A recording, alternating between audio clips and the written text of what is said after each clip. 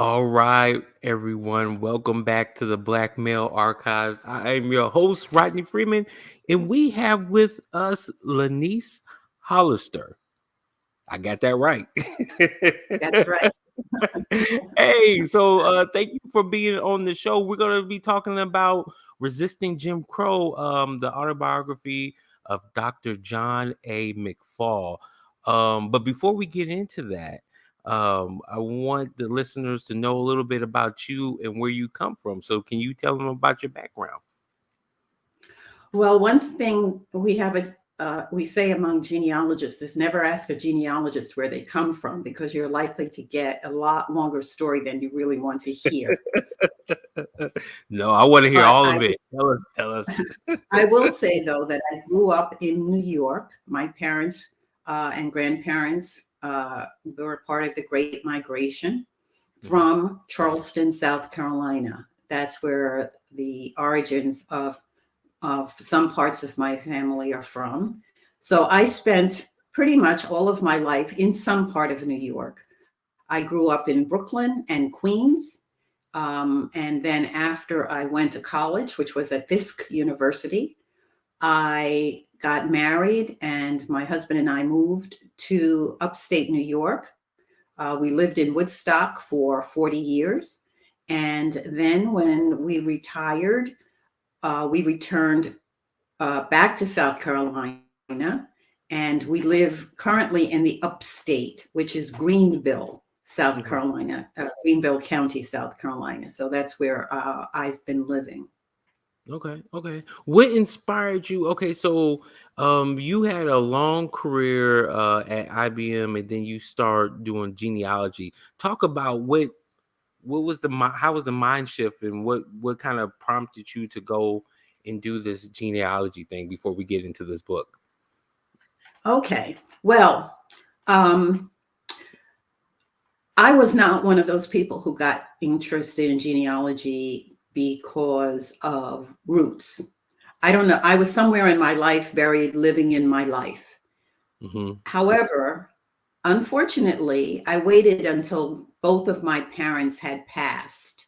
And actually, in taking care of their cleaning out their apartments, I came across photographs and papers and things that first thought was to just get rid of them. But when I started looking at them and saw photographs and things that I didn't quite understand or Mm-hmm. know about, that's what really started my journey of trying to figure out what do I do with these things.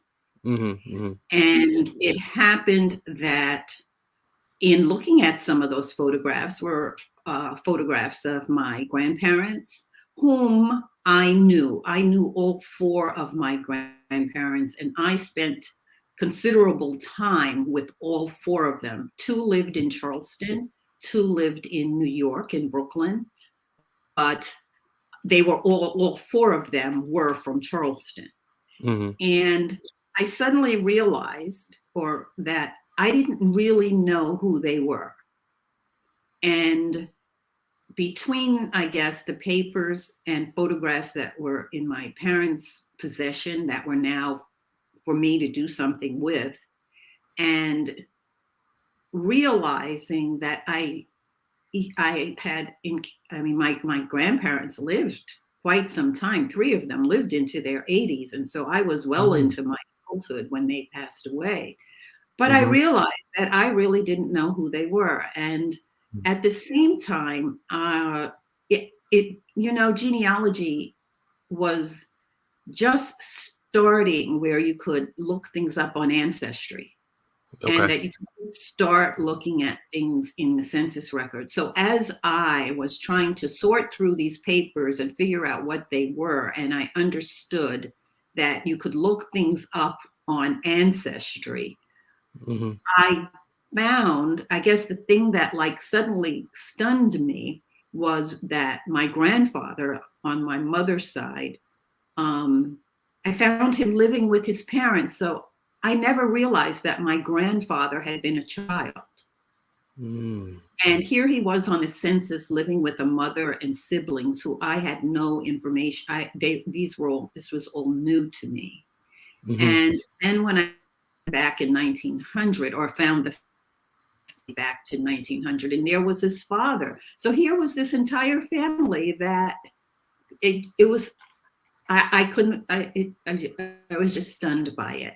And Yeah. I decided, and then I guess the next thing I realized was that when I went back even further in the censuses, that my grandparents' parents had been born in slavery or soon after slavery. I had not realized how close I was to enslaved people. I knew my people were enslaved, not that anyone told me, I just assumed that they were, Mm-hmm. but I had no knowledge. This was not anything that was discussed in my family.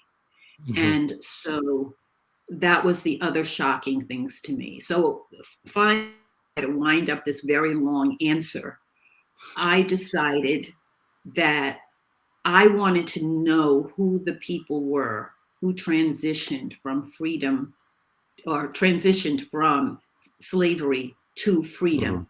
I wanted Mm-hmm. to know who exactly those people were. I wanted to know their names. I wanted to know exactly where they were. Sometimes we say, I wanted to be able to nail their feet to the ground. Mm-hmm. I, Mm-hmm. I didn't want to just know they were in South Carolina or wherever. I wanted to know what county, where the location exactly was. So that was the question that I had, and so it became, I know who my grandparents are, and many people do not know that or have spent time with that. I am very fortunate in that respect. Yeah. So I decided to research each of my grandparents' parents, and then find out who the people were who transitioned from, as I said, from slavery to freedom. So that became my journey, if you will. That kicked it off. Okay. And then somewhere along that journey, you got to meet, or you got an introduction to this Dr. John A. McFall. Who was he to you, and what prompted you to start to do some research on him and eventually write a book? Okay, so um, John McFall is my grandfather, my father's father's brother. Mm-hmm. And Okay. I actually remember seeing him as a child. Mm-hmm. I feel like there's a lot I don't remember, but I Mm-hmm. do remember once seeing Uncle John sitting in a chair and my saying, "Oh, there's Uncle John." Mm-hmm. So he is my grand uncle, my Mm-hmm. grandfather's brother. Now, as I said, I was researching each of my grandparents. I was researching my grandfather, Paul.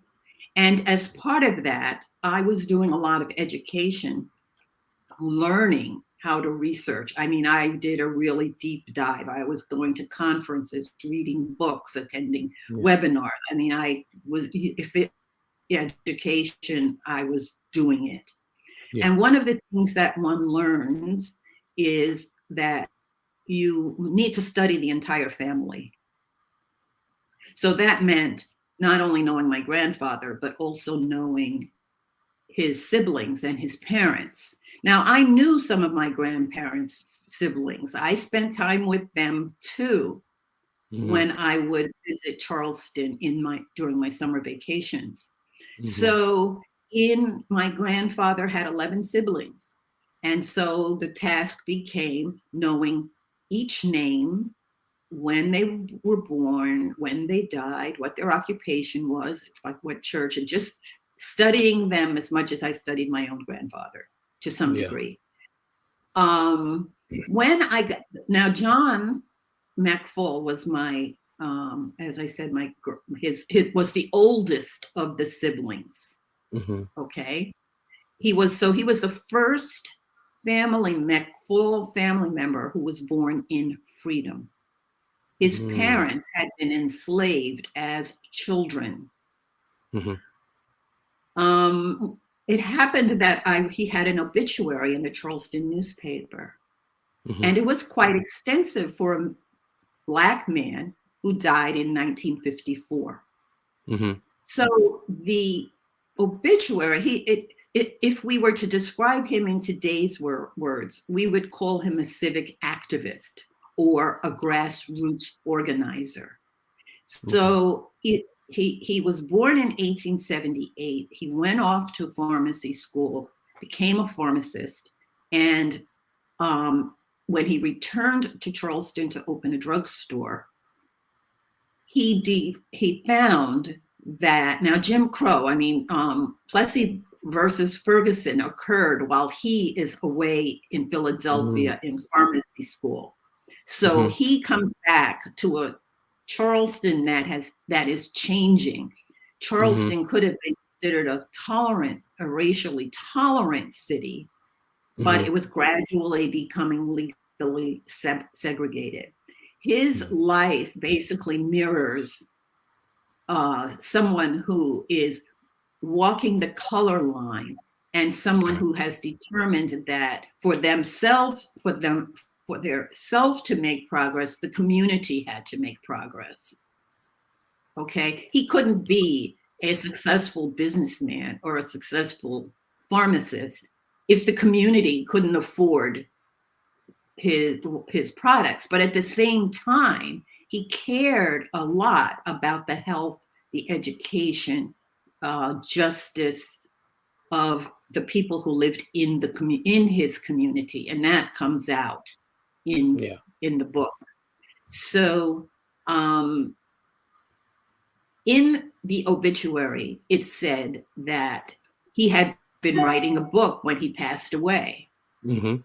And I, of course, decided, well, where's the book? And I started asking his grandchildren, his own children had passed away. I started asking the grandchildren, well, did you see this book? Do you know where this book is? And they had seen it. They knew of it, but no one knew where it was. And as I did my research over the next 8 or 9 years, I was constantly just looking for where was this manuscript that Uncle John had written. And it took me some time. Actually, I could say that the book found me. With all the effort I was, in the end, it really found me. Yeah, that's amazing. That and when you when you were able to kind of get your hands on the book, what happened after that? Like, were there some like revelations that just came through that it was like, wow, everybody just needs to know his story? What did you see when you got your hands on the book, and what kind of prompted you to go to that next step and publish this one? Well, I would say that yes, I found the writing absolutely fascinating. John was a storyteller, and he actually wrote quite a bit. And he wrote this manuscript for the purposes to communicate to his then adult children. He had 3 adult children. And he wrote this book, I think, from what he wrote, to kind of fill in the blanks. He says, there are actions that I took, decisions that I made. I want you to understand what was behind those decisions and those actions that I took. He did not intend, and he says it very clearly, for this document not to be published. And I decided, because it's such a first-person account of life in Charleston that we don't have. I'm not going to say that there's lots of writing about Charleston, okay? There are many books written about Charleston, very fine books written about Charleston. What I don't know or haven't come across, perhaps there are others and they are hidden someplace, but written by someone who was actually living their life at the time. John was, what today we would say, John was in the room when a lot of decisions got made. he had a phenomenal memory, because he says in the in the beginning of the book that he had no notes to refer to. But he had a phenomenal memory and a phenomenal memory for detail, and that's what he wrote. And so, for example, he was a pharmacist in 1918 when the 1918 flu epidemic occurred. And so he wrote about that. He may not have written as much as we would have liked, but he wrote about that situation. He wrote about growing up in Charleston as a young boy. We could wonder, what was it like being a child of and grandchild of people who had been enslaved? What was their childhood like? He talked about his childhood. Now, I had studied his parents. I had studied his grandparents. I knew a lot about them that you can get from censuses, death certificates, a few newspaper items, other materials that I had found about them. But in this book, he actually had conversations. He tells about what his grandmother gave him books to read. What happened when another grandmother would send him to the store, what we would call today a store, but go to the butcher to get meat and tell him exactly how much to get.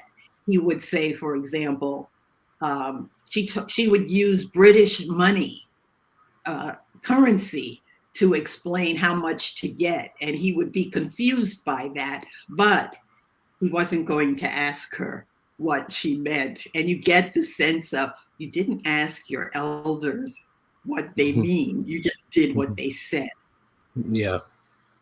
Okay. So he gives such details about his love, the toys he received and what they looked like, he did, and what school was. From a genealogical point of view, I really appreciated that. There were people he talked about whom I knew from paper, whose graves he talks about. His aunt Lizzie, who I've been to her grave. She went to New York and I had been to her gravesite. But now he gave conversations about her that he had with her. So that's one part, but a lot of it is historical accounts. Such as there was a race riot in Charleston, there was an earthquake in Charleston, there were hurricanes in Charleston. There were, when voting was suppressed, he talked about how they tried to enable more Black men to be able to vote. He talked about when Blacks weren't allowed to teach in the Charleston school system, what they did to try to change that. When women couldn't be hired as seamstresses when World War I broke out, and the Charleston Navy Yard was hiring women to be seamstresses, they wouldn't hire Black women who were in fact trained seamstresses. He talked about how they worked to change that in great detail in each case. He talks about a time when the county attempted to take his home from him through eminent domain. He talks in great detail about his fight to keep his home. Now, we hear today about, in the past, homes of Blacks. We know we've had a difficulty purchasing homes, but we've also had difficulty keeping our homes. Okay, especially when a person dies and the deed hasn't been updated. Yeah. That's current times. But at that time, he talks about that situation in which the county attempted to take his home, and he explains how he decided that he was ready to go to the Supreme Court. Those are his words, to prevent that. Really? And he shows he went to the county government to explain why they didn't have the right to take his home. He tells about going to Columbia to explain at the state legislature why they shouldn't be able to take his home. And when he wasn't sure how that was going to turn out, he took a train to New York to meet with the NAACP.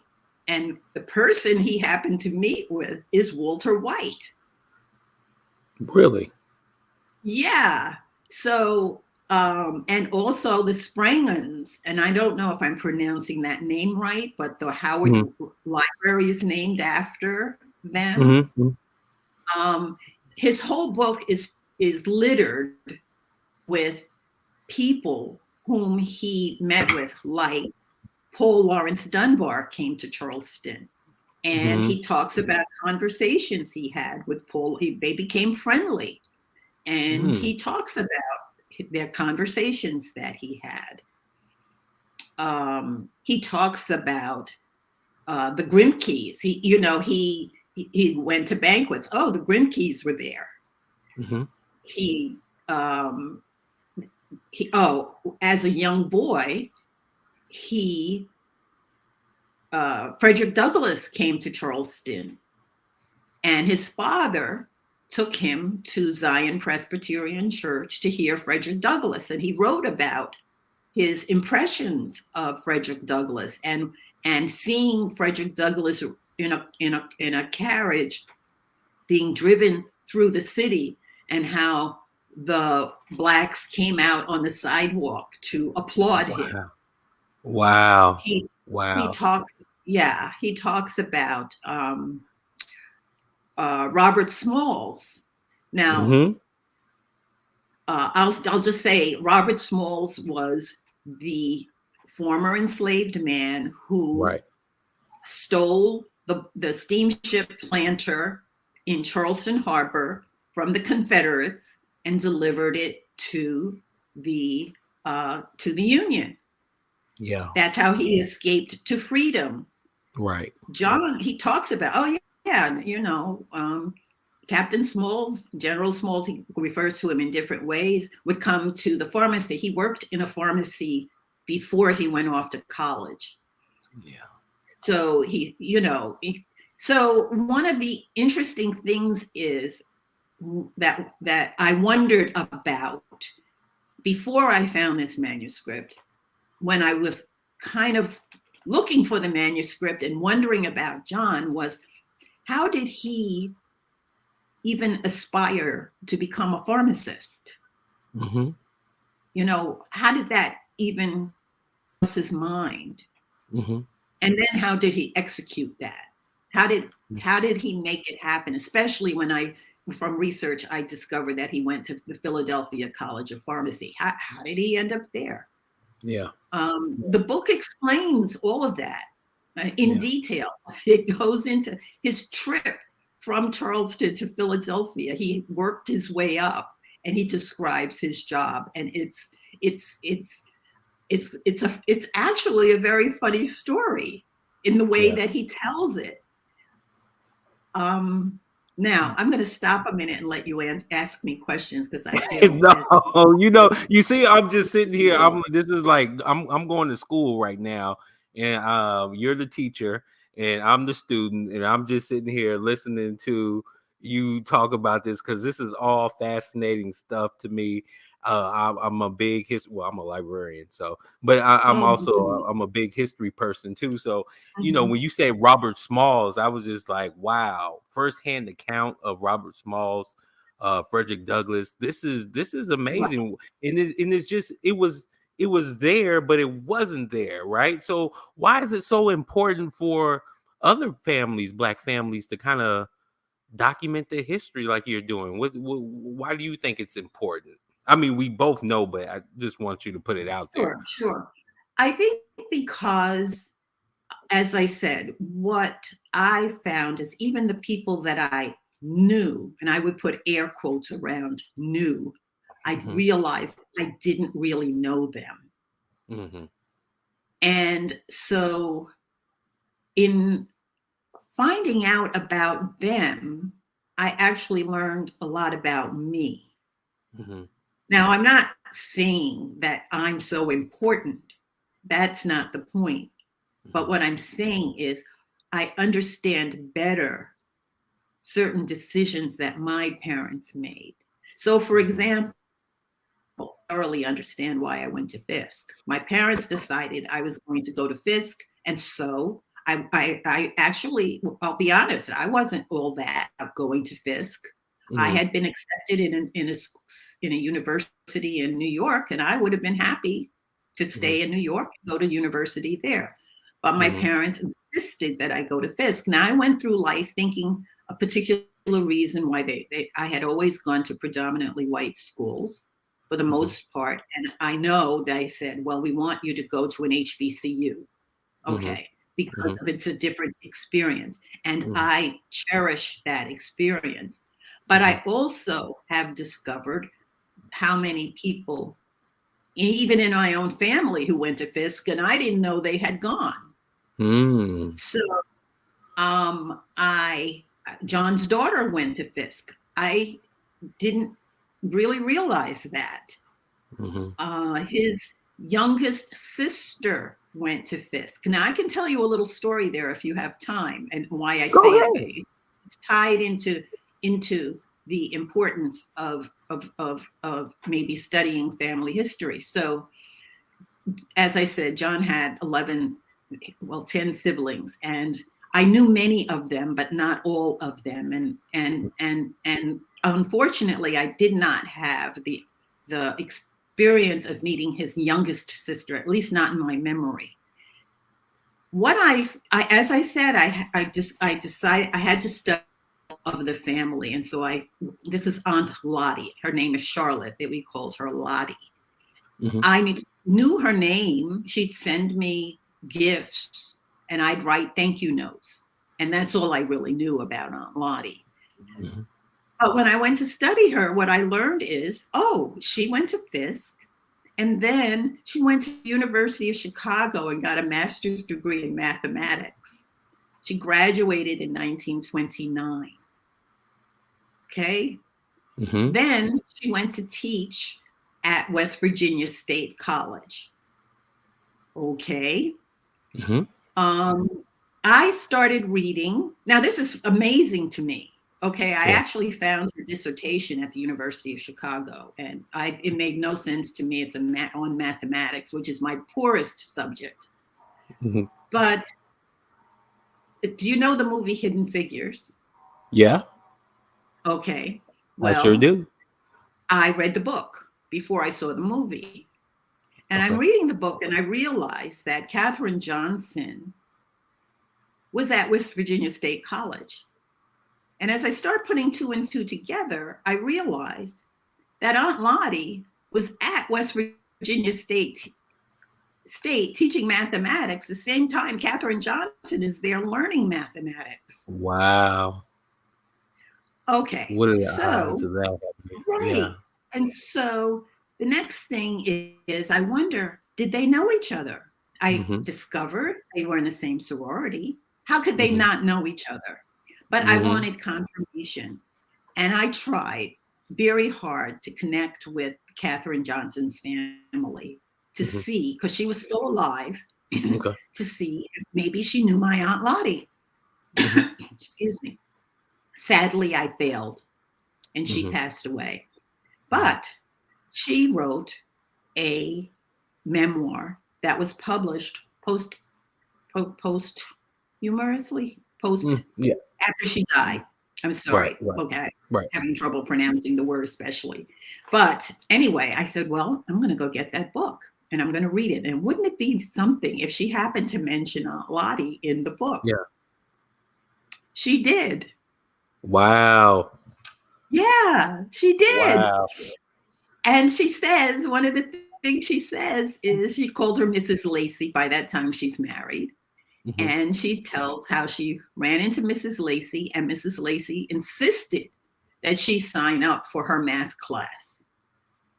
Wow. She had signed up for a different math class. And she says, no, you're going to be in my math class. So there it is. And it's like, wow, that's amazing. That's amazing. So wait, so your aunt was the teacher of the Hidden Figures. That's yeah. Katherine Johnson, who you see, she's the character who did the calculations for Glenn. Right, for the astronaut Glenn, whatever his name was. Mm-hmm. And so for that person, she was one of her teachers. Wow. Okay.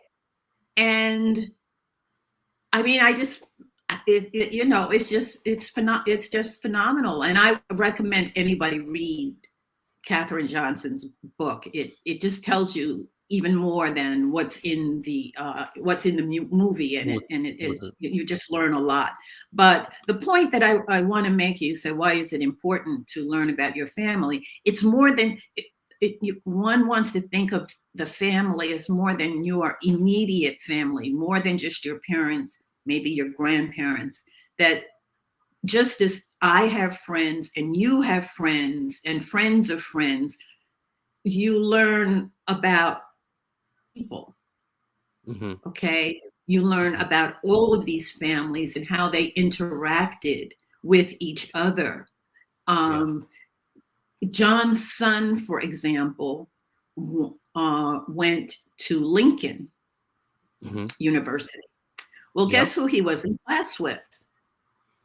Langston Hughes. Right. And Thurgood Marshall. Yeah. Oh, okay. Yep. Right. That's right. They were all in class.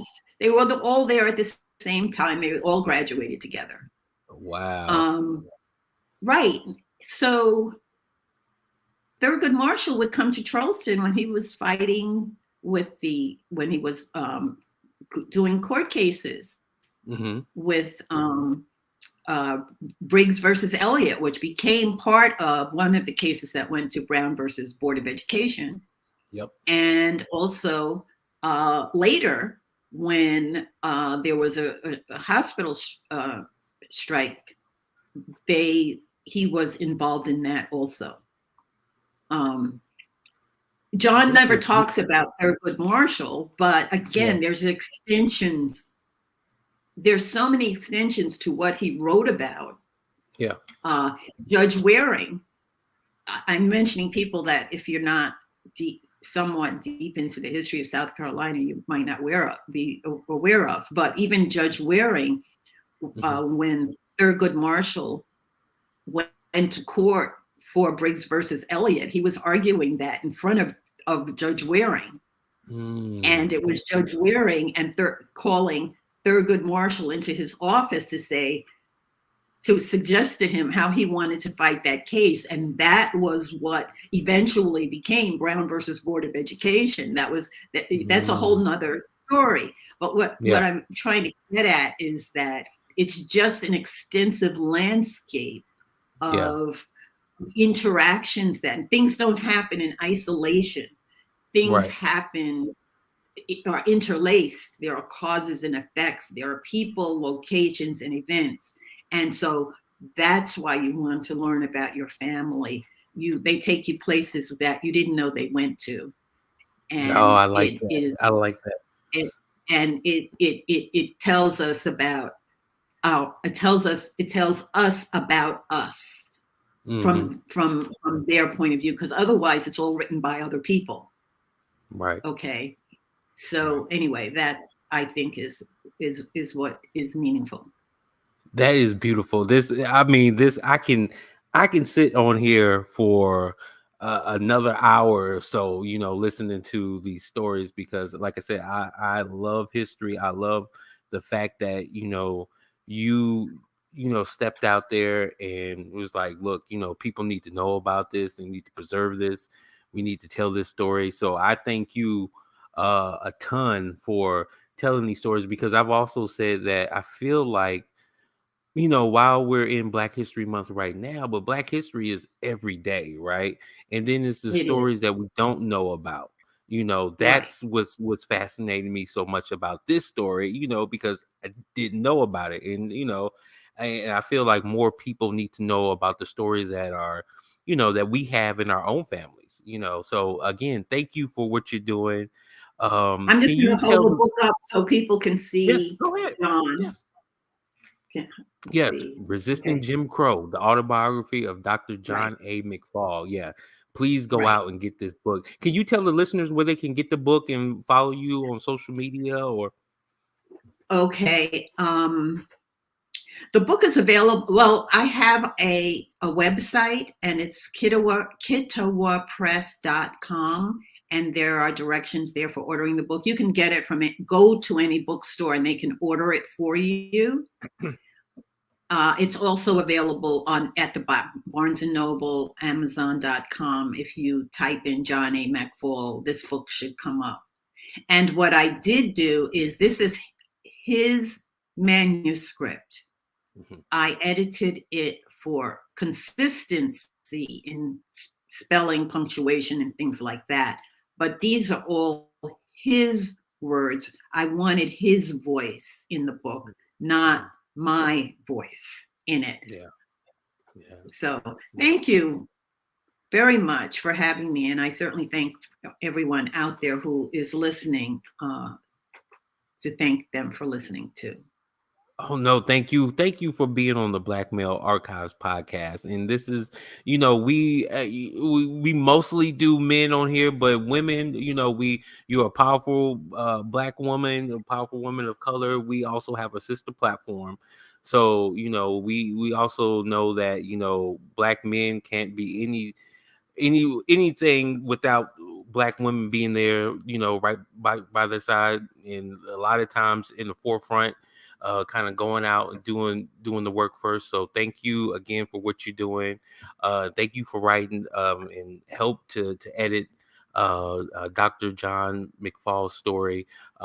Please, listeners, go out, get the story. Black Male Archives podcast, where we capture, curate, and promote positive stories about Black males.